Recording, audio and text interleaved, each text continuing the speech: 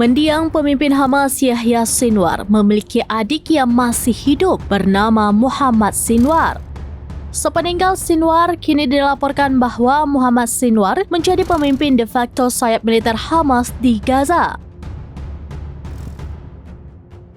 Dilansir Times of Israel, Muhammad Sinwar memimpin sayap Hamas bersama dengan Dewan Kecil dari Komandan Tinggi di Gaza. Namun sejauh ini tidak ada pengangkatan resmi Muhammad Sinwar yang diumumkan secara terbuka oleh Hamas.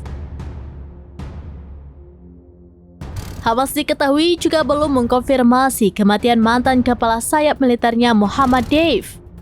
Sementara Israel telah mengklaim pembunuhan Deif pada Juli lalu. Adapun sebelumnya Muhammad Sinwar telah ditargetkan untuk dihabisi militer Israel. Hal itu sejak kematian saudaranya Yahya Sinwar pada Oktober 2024. Iran diklaim akan menggunakan hulu ledak dan senjata rahasia yang tidak digunakan dalam serangan sebelumnya untuk membalas Israel.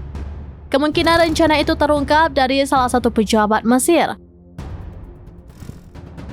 Dia mengatakan pihak berwenang Iran memperingatkan Kairo secara personal terkait serangan balasan Iran. Iran menetapkan syarat kepada Israel apabila saling serang diakhiri dengan gencatan senjata. Presiden Iran Masoud Pezeshkian mengatakan jika Israel setuju untuk gencatan senjata, maka Teheran bakal mengurangi intensitas balasannya atas serangan Israel pada 26 Oktober lalu. Dalam keterangannya pada Minggu 3 Oktober, Pezeshkian menyampaikan Iran bakal mengurangi skala serangannya jika Israel setuju untuk gencatan senjata dan menyetop pembantaiannya di Timur Tengah.